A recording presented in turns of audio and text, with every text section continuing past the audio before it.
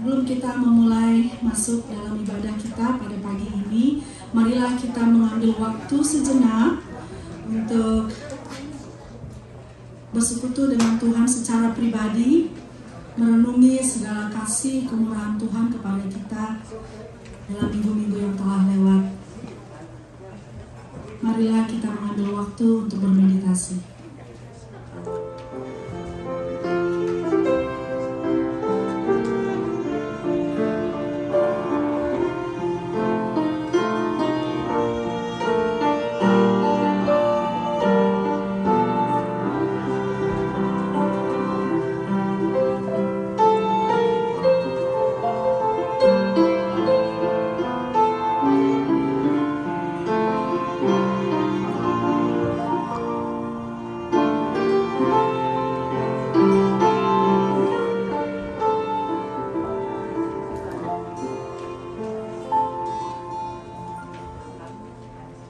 Panggilan beribadah diambil dari Yeremia pasal yang ke-15 ayat yang ke-16. Saya mengundang kita semua untuk bangkit berdiri. Yeremia pasal 15 ayat yang ke-16, demikian firman Tuhan. Apabila aku bertemu dengan perkataan-perkataanmu, maka aku menikmatinya. Firman-Mu itu menjadi kegirangan bagiku dan menjadi kesukaan hatiku. Sebab nama-Mu telah diserukan atasku, ya Tuhan Allah semesta alam. Bersyukur kita yang selalu bisa mendengarkan suara Tuhan, membaca firman Tuhan setiap hari. Di tempat-tempat lain mungkin ada yang persekusi, tidak bisa menikmati firman Tuhan seperti kita saat ini. Marilah kita naikkan nyanyian penghormatan kita kepada Tuhan. Blessed be the Lord.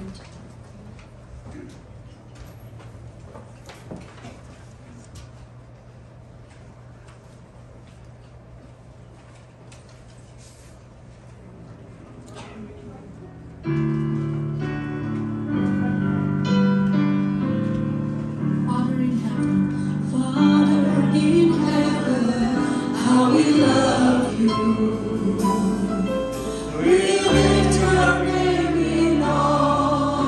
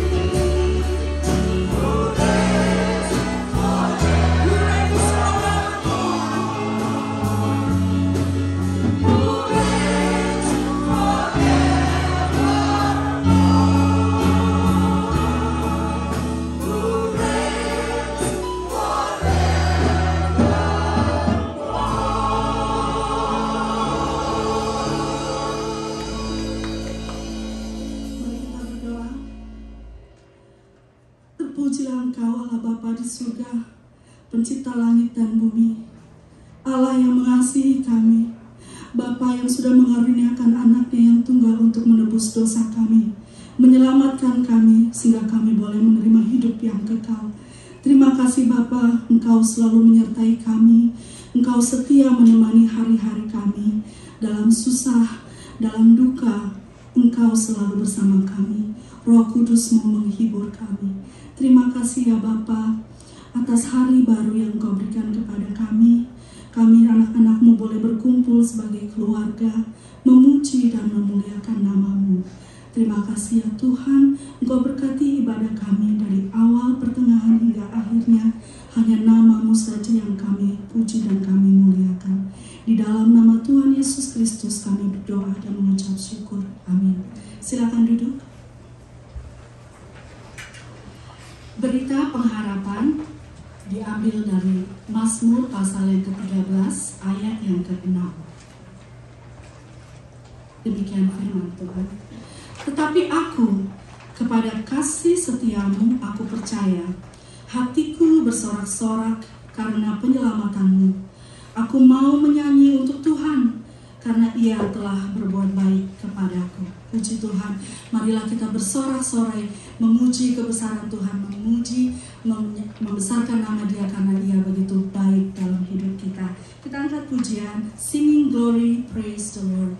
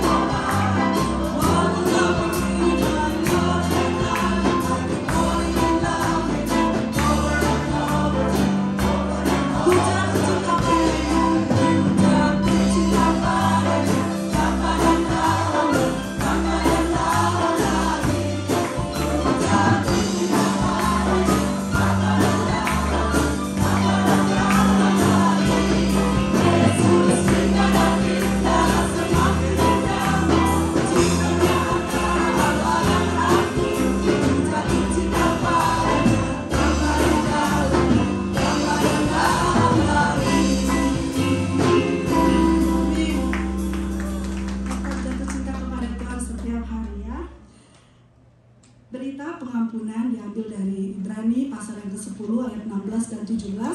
Saya akan baca ayat 16, 17 kita baca bersama-sama ya. Ibrani pasal yang ke-10 ayat yang ke-16. Sebab setelah ia berfirman, inilah perjanjian yang akan kuadakan dengan mereka sesudah waktu itu. Ia berfirman pula, aku akan menaruh hukumku di dalam hati mereka dan menuliskannya dalam akal budi mereka. Bersama-sama. Dan aku tidak lagi mengingat dosa-dosa dan kesalahan mereka. Puji Tuhan, Allah kita begitu setia, begitu mengasihi kita, sehingga dosa-dosa kita tidak Dia ingat lagi. Marilah kita naikkan nyanyian penyembahan kepada Tuhan. Yesus memberiku kemenangan.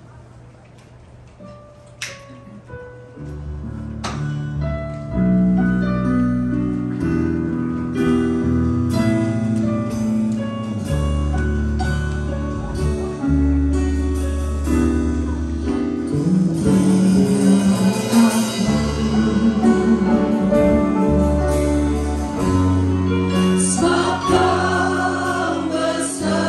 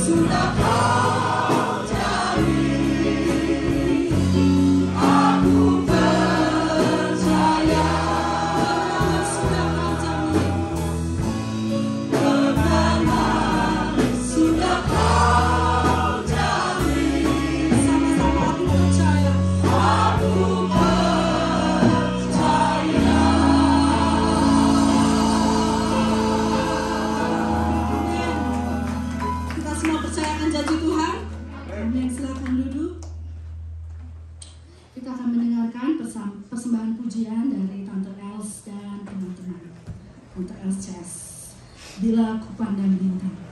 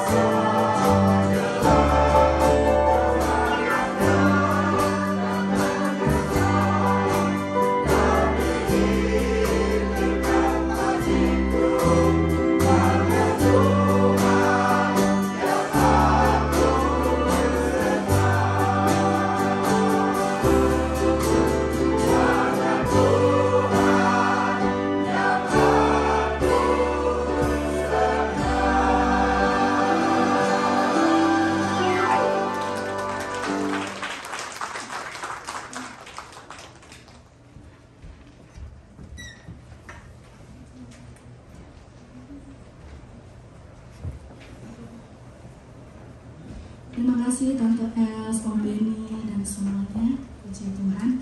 Marilah kita siapkan hati untuk masuk dalam doa pengakuan dosa dan syafaat.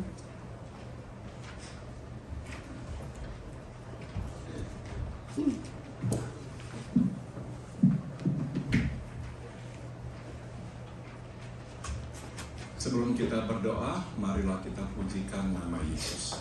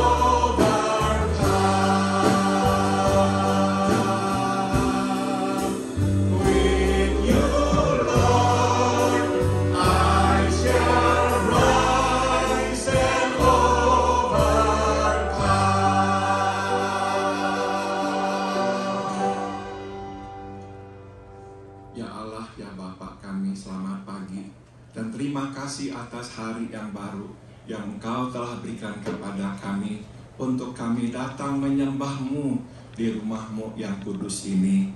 Heavenly Father, good morning, and thank you for this new day that you have given us for us to come into your sanctuary to worship you. Bapa dalam surga, kami berterima kasih atas berkat demi berkat yang Engkau telah limpahkan ke dalam hidup kami di hari yang lampau. We give you thanks, Heavenly Father, for blessing after blessing that you have bestowed upon us in the days past. Bapa, kami juga naikkan syukur bahwa Engkau selalu menunjukkan jalan-Mu kepada kami sehingga kami tidak tersesat.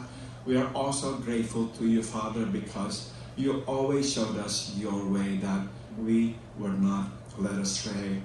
Kami juga datang kepadamu, mengakui kami orang-orang berdosa. Kami sudah tahu kehendak Bapa, tapi kami tidak selalu melakukannya. We also come before you to confess that we are sinners. We knew what your will was, but we did not always obey you. Ampuni kami, basuh kami dengan darah-Mu, ya Tuhan Yesus. So we pray, please forgive us and wash us clean once again with your blood. Bapa, kami juga sekarang berdoa bagi saudara-saudara kami yang tengah lemah tubuh. Kami berdoa ya Tuhan, terus buat Tante Elvir, memohon Tuhan memberikan kepadanya kekuatan dan tidak lagi merasakan sakit di tubuhnya. Heavenly Father, now we want to pray for our brothers and sisters who are ill. We remember Tante Elvir. May you touch and heal her, Father, so that she doesn't feel the pain anymore. Biarlah Tante Elvir makin hari makin dapat berjalan dengan tegak. And we also pray that you will strengthen her legs, so that her gait will be steady. Kami juga berdoa ya Bapak, buat saudari kami Andri. Kami memohon biarlah Tuhan terus memberikan kekuatan kepadanya sehingga Andri makin hari makin sehat. We also pray for our sister Andri. May you continue to strengthen her, that each day she will grow stronger. percaya ya Tuhan akan kuasa-Mu yang tak terbatas. We believe Lord in your unlimited power.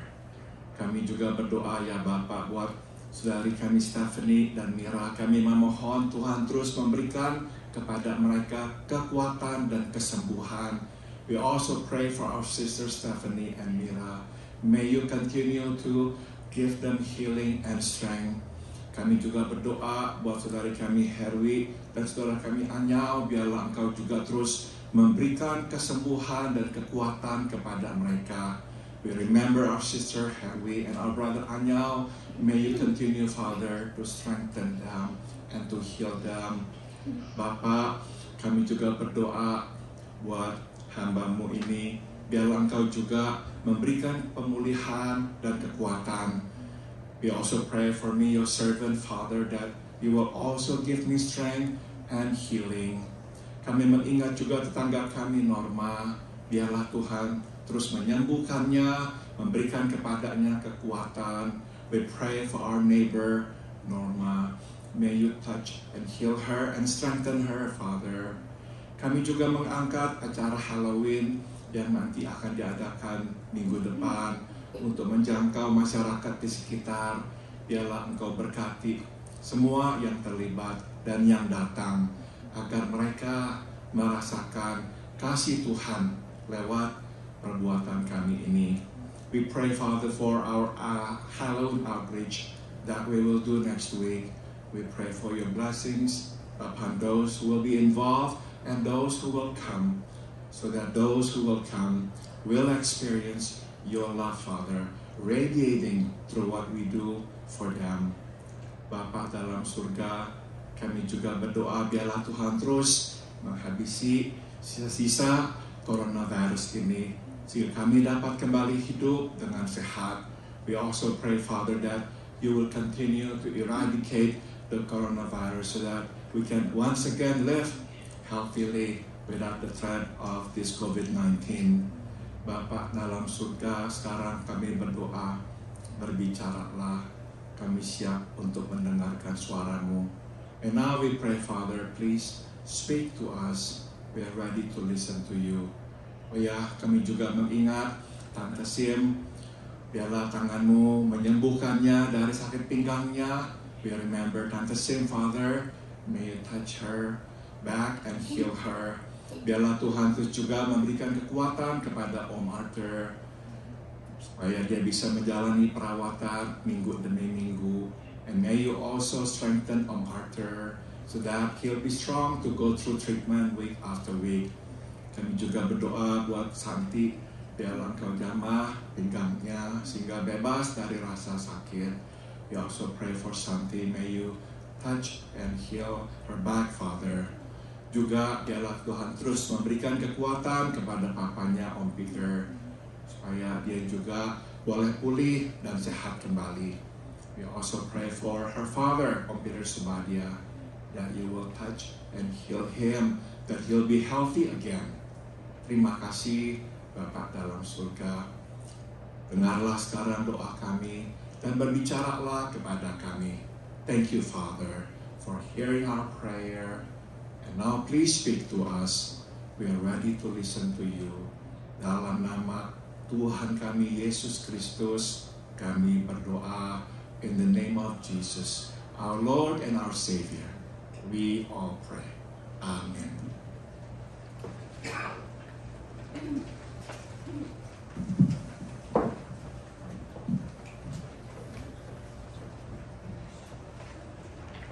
Tema khotbah pada pagi hari ini adalah mereka mengerti makna pengorbanan. The theme of today's message is they understood the meaning of sacrifice. Mari kita buka kitab Kisah Para Rasul pasal 19. Will you please turn your Bible to the book of Acts chapter 19. Kita membaca ayat 14 hingga ayat 20 and we are going to read from verse 14 to verse 20. Mari kita bangkit berdiri untuk pembacaan firman Tuhan. Will you please stand for the reading of the scripture? Acts 19, verse 14 to 20. Kita membaca bergantian Saya membaca ayat 14, saudara menanggapi dengan membaca ayat 15. I will read verse 14 and you will respond by reading verse 15 and so forth. 14. Mereka yang melakukan hal itu ialah 7 orang anak dari seorang imam kepala Yahudi yang bernama Skewa. Yesus aku kenal dan Paulus aku kenali. Tetapi kamu, siapakah kamu? Dan orang yang dirasuk roh jahat itu menerpa mereka dan menggagahi mereka semua dan mengalahkannya, sehingga mereka lari dari rumah orang itu dengan telanjang dan luka-luka.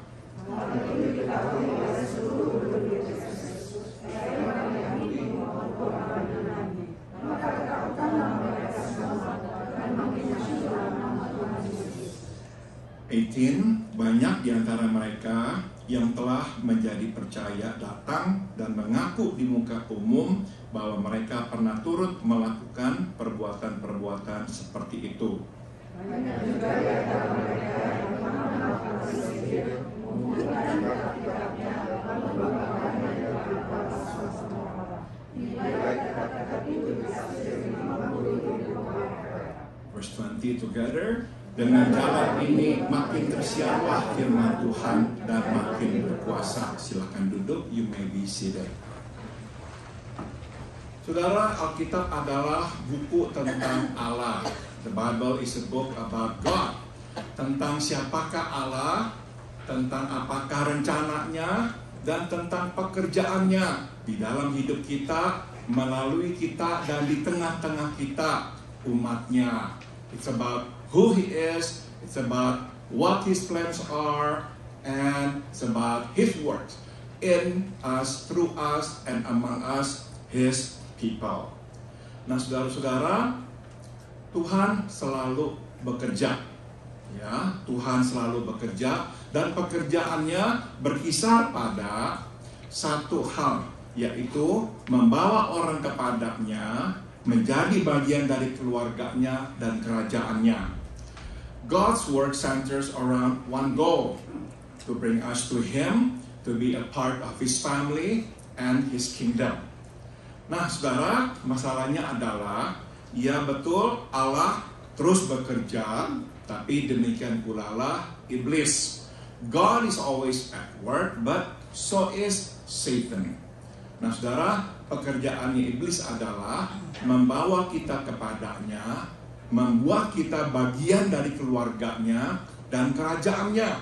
And his work is to bring us to him, to make us a part of his family and his kingdom. Nah, saudara-saudara, tidak ada, ya, makanya yang membuat setan itu kesal dan marah, selain dari melihat kita datang kepada Tuhan dan dikasihi olehnya. There is nothing then that brings Satan more displeasure than to see us come to God and be loved by Him. Nah, untuk mencegah hal itu terjadi, maka iblis menjadikan misinya, yaitu mengganggu pekerjaan Tuhan dan menyerang kita, umat Tuhan. So to prevent that, he makes it his mission to disrupt God's work and to attack us, God's people. Di dalam ayat ini kita bisa melihat pekerjaan iblis itu. And in this passage we can see that. Saudara, di pasal 19 ayat 11 kita bisa membaca, oleh Paulus Allah mengadakan mujizat-mujizat yang luar biasa. In verse 11 we can read, God did extraordinary miracles through Paul. Tapi saudara, di ayat 13 dan selanjutnya kita juga dapat membaca roh jahat bekerja sebegitu aktifnya sehingga dapat menaklukkan anak-anak dari imam kepala orang Yahudi. But in verse 13 onward we can also read that the evil spirit is at work so actively that it could overpower the sons of a Jewish chief priest. Nah, jadi saudara, kita bisa melihat di sini ya bahwa iblis selalu berada di balik pekerjaan Tuhan. So you see, Satan is always lurking behind every work of God. Dia selalu siap untuk mengganggu dan menyerang. He's always ready to disrupt and to attack. Namun, janganlah takut. Kuasa Tuhan kita Yesus lebih besar. But do not be afraid, as we shall see. The power of Jesus is greater. Nah, saudara, api kebangunan rohani membakar kota Efesus. The fire of revival is burning in the city of Ephesus. Tuhan melakukan mujizat-mujizatnya dan orang memberikan tanggapan kepada Injil Yesus. God is performing miracles and people are responding to the gospel. Namun di tengah-tengah itu sesuatu terjadi pula. However, right in the middle of the revival, something else is happening, yaitu iblis bekerja. The devil is at work. Kenyataan bahwa para pengusir setan dari agama Yahudi sibuk mengusir iblis menunjukkan saat itu iblis sibuk bekerja. The fact that the Jewish exorcists were busy driving out demons shows that the devil was also busy at work. Nah, saudara, mari kita berhenti sejenak dan petik pelajaran kita yang pertama. So let us pause and glean our first lesson, yaitu jangan lengah. Kita senantiasa harus siaga. We must never be complacent. We must always be vigilant. Tidak ada waktu untuk kita duduk dan santai-santai setelah melakukan pekerjaan Tuhan dan melihat berkat-berkat-Nya. There is never a time to sit down and relax after doing the work of the Lord and seeing His blessing. Kita senantiasa harus ingat bahwa iblis tidak akan senang melihat pekerjaan Tuhan dan dia pasti akan segera menyerang. We must always remember that the devil is never happy to see God's work and he will soon launch an attack. Nah, saudara, jadi makin Tuhan memberkati pekerjaannya di antara kita, makin kita harus bersyukur dan berjaga-jaga. So you see, the more God is blessing His work among us, the more thankful and watchful we should be. Di samping itu kita makin harus bergantung padanya. And besides that, we must also be more dependent on Him. Kita tidak boleh lupa bahwa Tuhanlah yang melakukan semua itu dan kita hanyalah alat di tangannya. We must not forget that it is God who is doing all the work and we are merely His instruments. Saudara, kita tidak boleh menepuk dada suatu melihat pertumbuhan dan pekerjaan-pekerjaan yang luar biasa terjadi di tengah-tengah kita. We must never take any credit for the growth and for any wonderful things we see happening among us. Tuhanlah yang mengerjakan semua itu. It is God who is doing it. Dan dalam kemurahannya Dia menggunakan kita menjadi alat untuk berbagian di dalam pekerjaannya. And in His mercy, He has used us to take part in His work. Jadi sekali lagi, jangan lengah dan jangan sombong. So never be complacent and never be conceited. Mari kita lanjutkan. Nah, saudara, yang terlibat di dalam pengusiran iblis itu, salah satunya adalah 7 putra Skela, imam kepala orang Yahudi di Efesus. Among those involved in driving demons out are the 7 sons of Sceva, the Jewish chief priest in Ephesus. Nah, waktu mereka melihat kuasa Yesus yang luar biasa, mereka kemudian meminjam nama Yesus untuk mengusir iblis. Seeing the mighty power of Jesus, these men then borrow the name of Jesus to cast out demons. Nah, saudara, pada suatu hari mereka berusaha mengusir iblis pada seseorang menggunakan nama Yesus. So the story goes that one day they tried to drive evil spirit out of a man using the name of Jesus. Namun saudara, bukannya lari, iblis malah kemudian berkata begini kepada mereka. However, instead of running away, the evil spirit fights back saying, Yesus aku kenal, dan aku juga kenal Paulus, tapi siapakah kamu? Jesus I know, and I know about Paul, but who are you? Nah saudara, orang ini kemudian lompat dan memukuli anak-anak Skeva. Begitu habisnya dipukuli sampai mereka lari terbirit-birit keluar dari rumah telanjang dan berdarah-darah. The man then jumps on the 7 sons of Sceva and beats them so badly that they run out of the house naked and bleeding. Singkat kata, bukannya menghalau, mereka malah dihalau setan. Instead of driving Satan away, they are driven away by Satan. Nah, mari kita belajar pelajaran kita yang kedua, yaitu iblis selalu dapat melihat kepalsuan sewaktu dia menjumpainya. Let us glean our second lesson, which is Satan can spot an imposter when he sees one. Jadi jangan sampai kita menjadi orang yang palsu. Hence, do not even try to be an imposter. Kita dapat memperdaya orang, tapi kita tidak dapat memperdaya Allah dan juga setan. We can deceive people, but we cannot deceive God and Satan. Kita tidak bisa memperdaya iblis karena dia dapat melihat yang mata tidak dapat lihat. We cannot deceive Satan because he can see what eyes cannot see. Ingat, iblis itu roh dan hidup di dalam alam roh. Remember, he is spirit and lives in the spiritual realm. Nah, jadi saudara, pada dasarnya yang dikatakan oleh roh jahat itu kepada 7 putra Skeva adalah, in essence, what the evil spirit said to the 7 sons of Sceva was, Yesus itu benar, Paulus itu juga benar, tapi engkau tidak benar.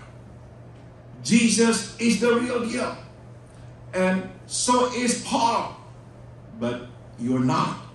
Nah saudara, iblis tahu Yesus adalah putra Allah. The devil knew that Jesus was the Son of God. Dia juga tahu Paulus adalah murid sejati Yesus. He also knew that Paul was a true disciple of Jesus.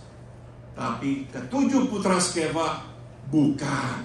But these 7 sons of Sceva were not. Mereka hanya meminjam nama dan kuasa Yesus. They were just borrowing the name and the power of Jesus. Saudara, kita bisa memperlihatkan kepada orang kita orang yang rohani, tetapi kita tidak dapat berpura-pura. We can show people that we are godly, but we cannot pretend. Iblis tahu siapa kita sesungguhnya. The devil knows who we really are. Itu sebab saudara, iblis selalu berusaha mencobai kita dan menyerang kita di titik-titik yang paling rawan dalam hidup kita. And that explains why he tempts us and attacks us at our most vulnerable spots. Saudara, saya tayangkan gambar Raja Daud di sana yang sedang melihat Bathsheba mandi. See, the picture up there is the picture of King David, who was looking at Bathsheba taking a bath. Saudara, iblis tahu inilah kelemahannya. You see, the devil knew that was his weakness. Nah, jadi kita mesti menyadari ini. Maka dia selalu menyerang, mencobai kita di titik-titik yang rawan dalam hidup kita. You see, the devil knew that. And he knows that too about us. And that's why he always tempts us and attacks us at our most vulnerable spots. Jadi saudara, kita masih terbuka kepada Allah, mengakui kelemahan kita.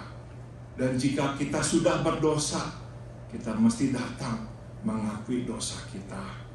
So you see, we need to be open to God. We need to admit to our weaknesses. And if we have sinned, we have to confess it. Jangan kita menyembunyikannya dari Tuhan. Dan jangan kita menyangkal realitas. Do not hide it from God. And do not deny reality. Saudara, masih ada pengharapan untuk keselamatan bila kita mengakui kelemahan kita. We see there is still hope for salvation if we admit to our shortcoming.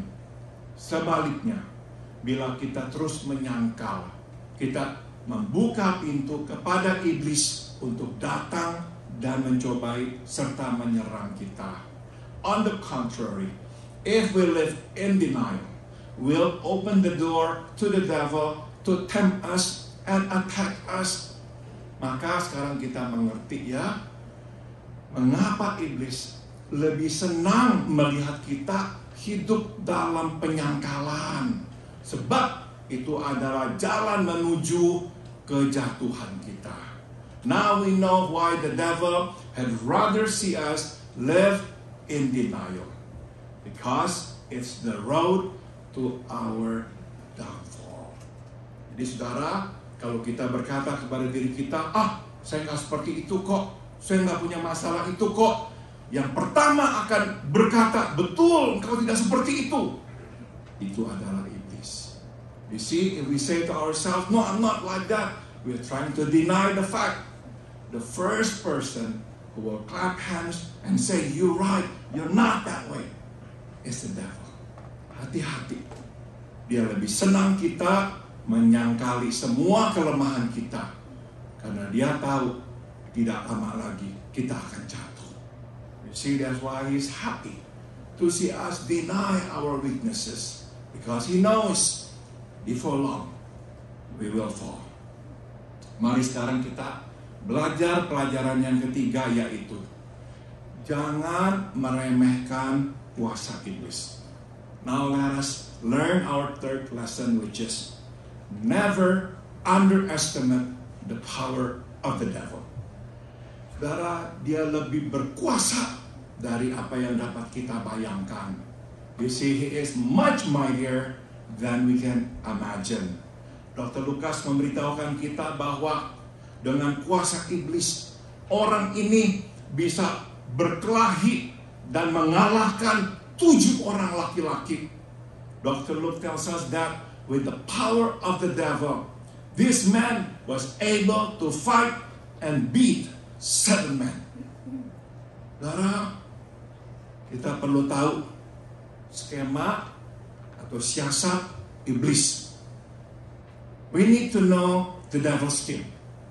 Yaitu saudara, dia biasanya membuat kita takut kepadanya atau membuat kita tidak takut kepadanya.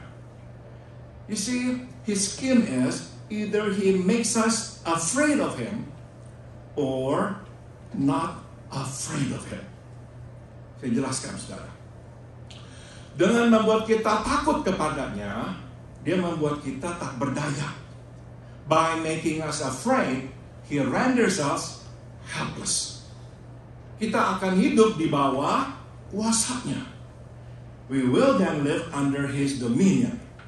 Dan kita akan memperlakukannya seakan-akan dia adalah Allah, meskipun dia bukan Allah. And we'll treat him as if he was God, but in fact he's not. Dengan membuat kita tidak takut kepadanya, dia membuat kita ceroboh. By making us not afraid of him, he renders us careless.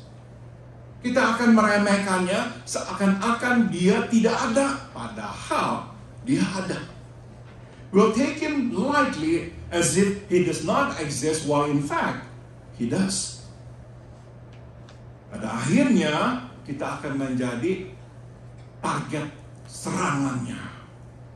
Karena kita tidak menyadari itu. Kita perlahan-lahan dibawanya menjauh dari Tuhan dan mendekat kepadanya. Consequently, we will be his easy target. Unaware, we will be steered away from God and closer to him. Nah, maka jangan takut kepada iblis, tapi juga jangan meremehkannya. So do not be afraid of the devil, but do not take him lightly either. Dia itu berkuasa, kuat. He is powerful. Tapi ingat, Tuhan Yesus lebih berkuasa. But take heart, Jesus is more powerful. Sebagaimana dikatakan di 1 Yohanes 3 ayat 8.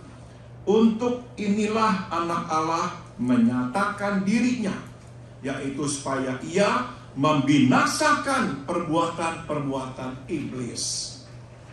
1 John 3 verse 8 assures us, for this purpose the Son of God was manifested that he might destroy the works of the devil.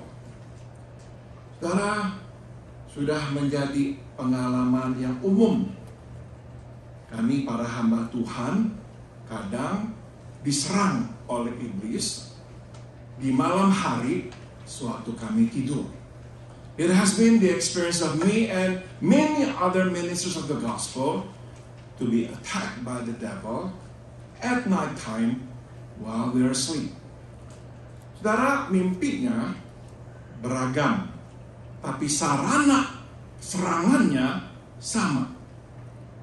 The dreams are varied, but the method of attack is always the same. Yaitu saudara, dia akan menindih, misalkan saya, membuat saya susah berkata-kata, menguatkan kata-kata. He presses against me, making it hard for me to open my mouth. Namun selalu atas kasih karunia Tuhan, saya selalu dapat berseru memanggil nama Yesus dan menghardiknya. Dan itu menghentikan serangannya. But by the grace of God, I always manage to call on the name of Jesus and rebuke him. And that immediately puts an end to the attack. Saudara, Alkitab berkata, kuasa Yesus jauh lebih besar daripada kuasa iblis. The Bible tells us that the power of Jesus is so much greater than that of the devil.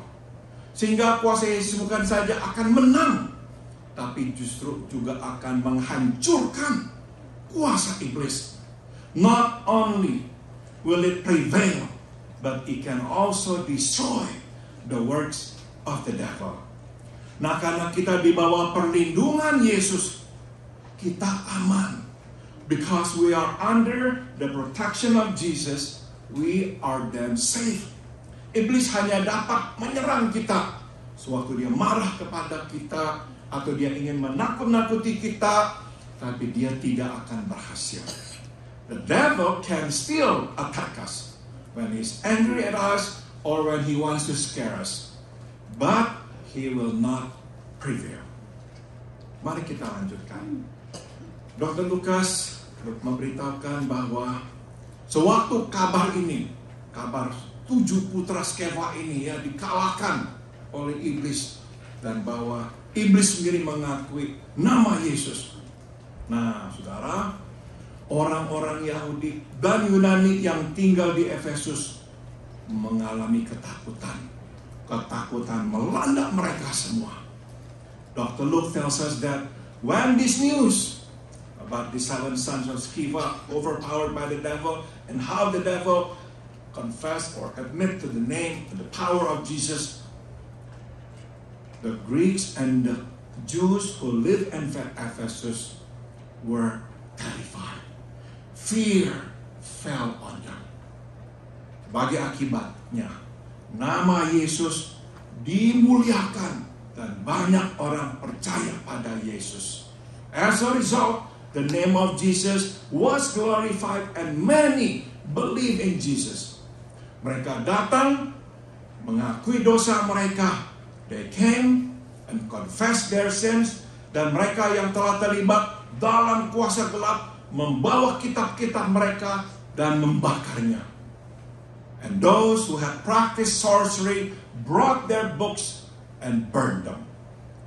Di ayat ke-20, Dr. Lukas mengakhiri dengan berkata, makin tersiarlah firman Tuhan dan makin berkuasa. Verse 20, Dr. Luke concludes, so the word of the Lord grew mightily and prevailed. Saudara, iblis mungkin berpikir, makin ia menyerang pekerjaan Tuhan, makin menguntungkan. The devil may think that by attacking the work of God, he makes some gains. Saudara, sebaliknya lah yang terjadi. It is the other way around. Justru yang diuntungkan adalah Allah dan pekerjaannya. It is God and His word that makes inroad. Nama Yesus makin dimuliakan. Dan serangan-serangan iblis justru membawa orang datang kepada Yesus. The name of Jesus is magnified even more so. His attack is in fact bringing people to Jesus. Saudara, singkat kata, kita tidak akan pernah kehilangan atau mengalami kerugian. In other words, we can say that we shall never lose. We will not suffer any loss. Karena di dalam Tuhan, apa yang orang perbuat kepada kita untuk merugikan kita akan diputar Tuhan menjadi keuntungan atau berkat bagi kita. You see, because whatever people do to us, to harm us, to take something from us, to attack us, will be used, turned around by God to be a blessing to us. Saudara, benar-benar kita tidak akan rugi. So you see, we will never suffer any loss. Nah, saudara, sebelum saya akhiri, saya ingin meninggalkan saudara dengan perenungan ini. Before I conclude, let me leave you with this thought. Alkitab memberitahukan kepada kita bahwa jumlah total kitab yang orang-orang bawa dan bakar itu sekitar 50.000 perak. The Bible tells us that the total value of the books that these people brought to be burned was 50,000 pieces of silver. Nah, saudara, satu perak atau satu drachma itu kira-kira gaji atau upah kerja satu hari. You see, one drachma or one silver coin was a day's wage. Jadi saudara, diperkirakan ya, 50.000 drachma itu sekitar uang sekarang 4-5 juta dolar. So you see, in our today's currency, 50,000 drachma or silver is about 4 to 5 million dollars. Jumlah yang besar. Tapi mereka rela membakarnya. A lot of money, yet they're willing to give them all away. Mengapa? Pertama, saudara, karena mereka tahu kitab-kitab ini adalah pangan iblis sendiri. Firstly, because they knew that these books were instruments of the devil. Jadi, tidak soal seberapa mahalnya kitab-kitab ini, semua mesti dimusnahkan. So it doesn't matter how expensive these books were, they ought to be destroyed. Maka ini kesimpulannya. Apapun yang menjadi alat di tangan iblis, mesti kita musnahkan. Whatever it is that has become an instrument of the devil, we must destroy. Buat kita sekarang mungkin itu adalah kebiasaan buruk kita. For us today, maybe it is our bad habit. Ada kebiasaan-kebiasaan buruk yang dipakai iblis, sungguh-sungguh dipakai iblis. Merusak kita, merusak orang lain pula. Because the fact is, there are some bad habits that the devil uses to destroy us and to destroy those around us. Yang lain yang dapat saya pikirkan misalnya adalah sumber keangkuhan kita. Apa yang kita banggakan? Another thing that I can think of is the source of our pride. Pendidikan kita kah? Harta kita kah? Perhaps it's our education. Perhaps it's our wealth. Mungkin keluarga kita. Or perhaps it's our family. Saudara-saudara, ini juga mesti kita kesampingkan. We must set it aside. Do not depend on the sources of our pride. Sebab sumber-sumber kesombongan ini akan dipakai iblis menghancurkan kita. Because the devil will certainly use the sources of pride to destroy us. Dan yang lainnya lagi adalah apa yang kita agung-agungkan, yang kita sembah-sembah, yang kita cari-cari, yang kita utamakan dalam hidup ini. Another thing that I can think of is our idols. We must have some kind of idols. Idols in our today's situation are like things that we go after. Things that we exalt, glorify. Nah saudara, hati-hati. Semua itu dapat menjadi alat di tangan iblis menghancurkan kita dan orang di sekitar kita. Watch out, because these can be used by the devil to also attack us, to destroy the work of God in us and around us. Kedua, saudara, bahan pemikiran yang saya mau tinggalkan. Secondly, karena saudara, mereka sadar apa yang telah mereka terima, yaitu keselamatan Tuhan, jauh lebih berharga daripada kitab-kitab ini dan layak dibayar dengan pengorbanan.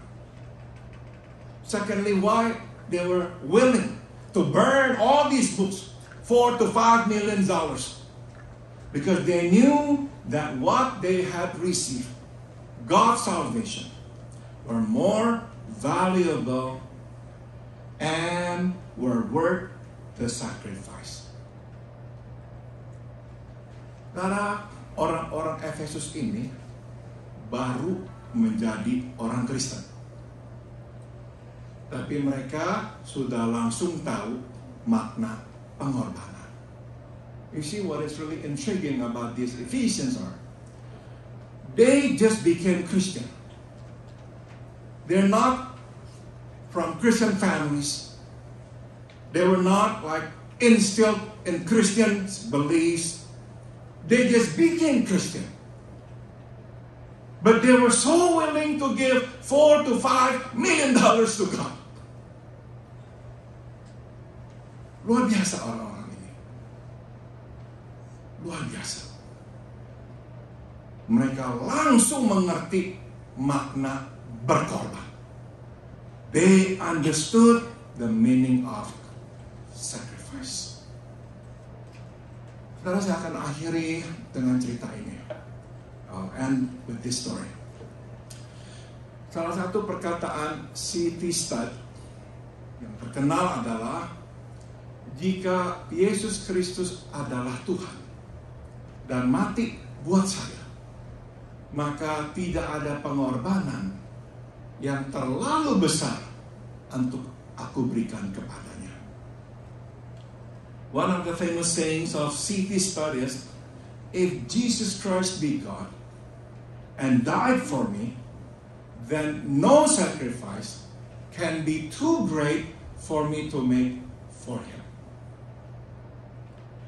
Saudara, C.T. Studd dilahirkan dan dibesarkan dalam keluarga yang kaya.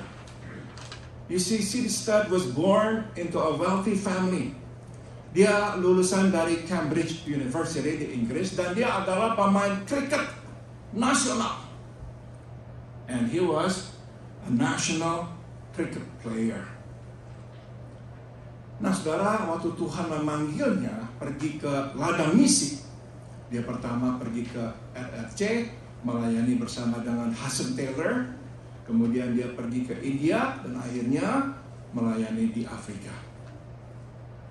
Before he went to the mission field, he gave away his entire 29,000 pounds inheritance. Dia itu menerima warisan sekitar 29,000 pounds sterling. Dan dia persembahkan semua itu untuk pekerjaan Tuhan. Saudara, saya kadang-kadang berpikir kenapa dia melakukan itu ya. Saya tidak tahu alasannya, tapi saya hanya bisa menduga. Sometimes I think about what went through his mind. Why did he do what he did? Kan tidak salah menyimpan 29,000 itu di bank. 20 tahun kemudian sudah menjadi berapa, dia pulang dari ladang misi bisa hidup dengan relatif nyaman. Tidak salah. He could have actually put that 29,000 pounds in the bank. 20 years later, after he finished doing his mission work, he can come back to England and live a comfortable life, enjoying his retirement. And there's nothing wrong with it. Tapi saya hanya bisa menduga. I can only surmise. Kalau dia melayani, dan dia terus tahu dia punya 29,000 di bank, dia akan sulit melayani. My guess is because if he knew that he had 29,000 pounds in the bank, and each day, each year, it actually would increase the value, he might not be able to concentrate serving God in the mission field. Jadi saudara, dia serahkan, dia persembahkan itu. So he decided to give it away. Dengan cara itu dia bisa konsentrasi melayani Tuhan. Because he gave it away, he no longer had 29,000 pounds sterling. Now he could serve God wholeheartedly. Jadi saudara, kita lihat ya, bagi Siddhartha tidak ada pengorbanan yang terlalu besar untuk diberikan kepada Yesus yang sudah mati baginya.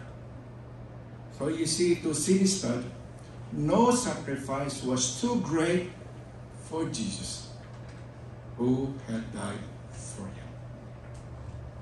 Mari kita berdoa.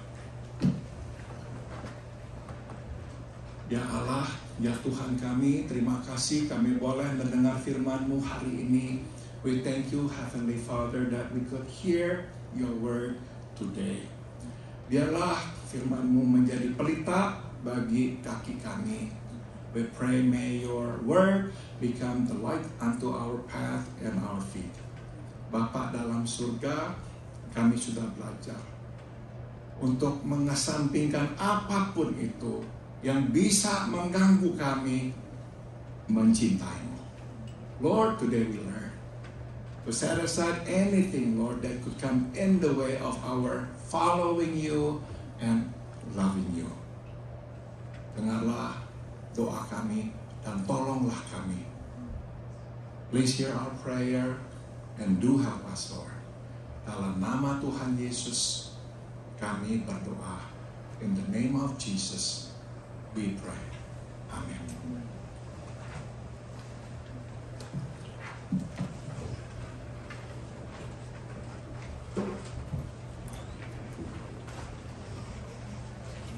Terima kasih Pak Paul atas firman Tuhan yang sudah disampaikan.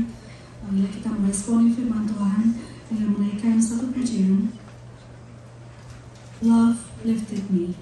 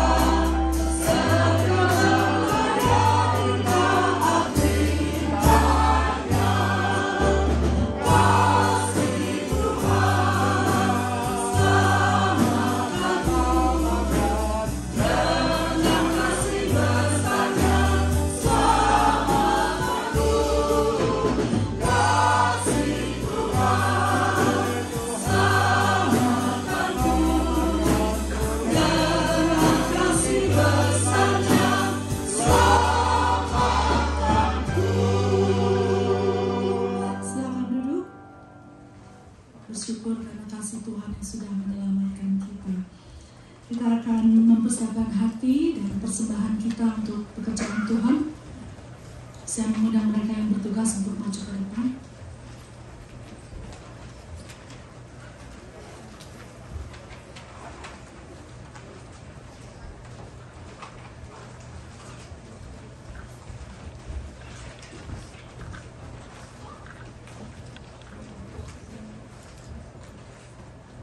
Saya mohon kesediaan Bapak Bengki untuk pimpin kita berdoa.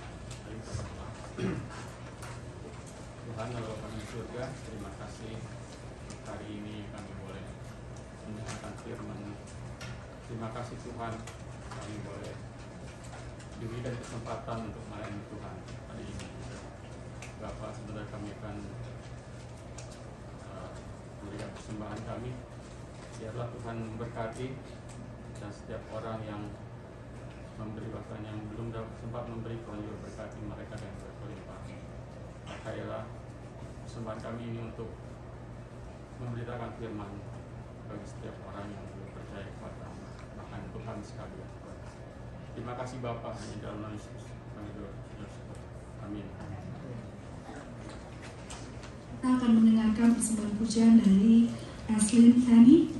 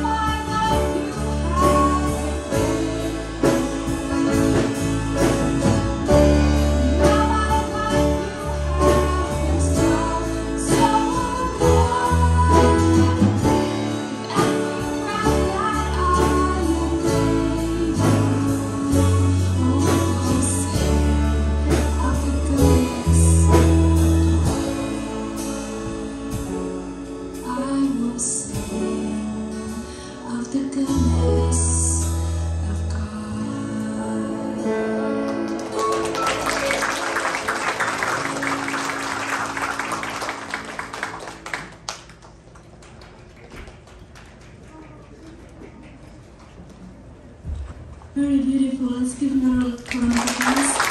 Beautiful. This is still more often, yeah? Probably someday you will replace me here. Beautiful. Thank you. Kita akan mengakhiri ibadah kita. Mari kita bangkit berdiri. Kita naikkan pujian anggur baru. Kita pulang dengan anointing yang baru dari Tuhan, urapan yang baru dari Tuhan.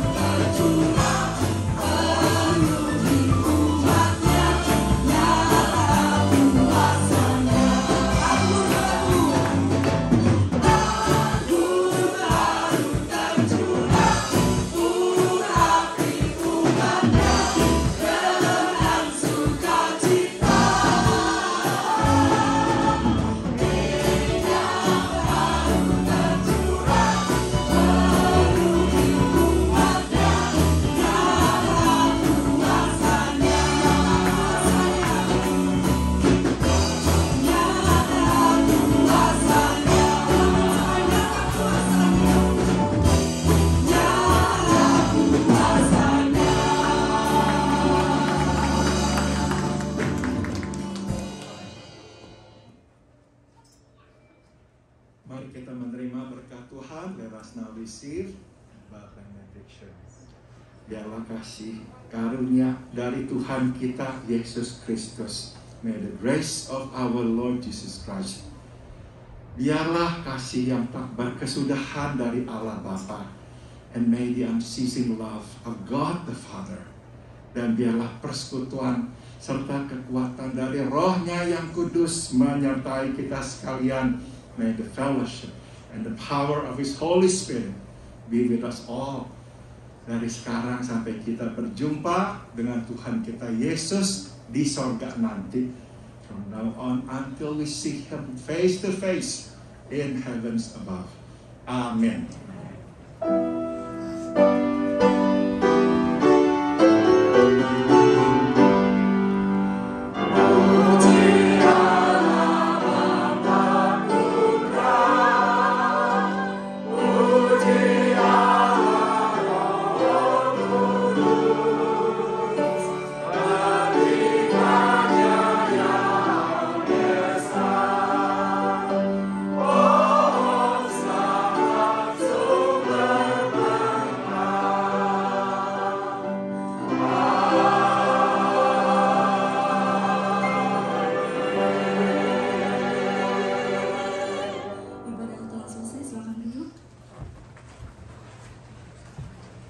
Saya akan membacakan beberapa pengumuman untuk kita sekalian. Minggu depan adalah hari ulang tahun gereja kita yang ke-41. Kalau ada teman-teman yang mau undang ya, ajak kemari minggu depan, kita akan bersukacita bersama-sama. Dan gereja mengucapkan selamat kepada Robert dan Joyce Lee, Jason dan Vicky atas kelahiran Holly Ling, cucu dan anak kedua mereka tanggal 4 Oktober lalu. Berdiri dong, berdiri.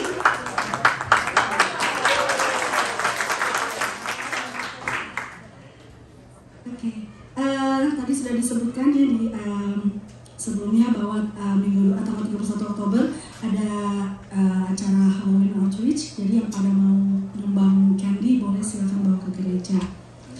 Hari ini adalah latihan paduan suara setelah ibadah jam 2 di tempat ini.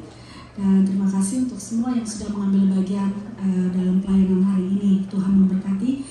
Saya mengucapkan selamat datang kalau ada di antara kita yang baru pertama kali hadir bersama-sama dengan kita. Di sini ada any newcomer yang baru datang? Di sini ada? Nggak ada ya? Oke. Selamat ulang tahun. Yang pertama Teddy Grossman tanggal 17 hari ini. Om John Uwi tanggal 19, Om Anton tanggal 20, Om Peter Subadi happy birthday Om Hari Pratama.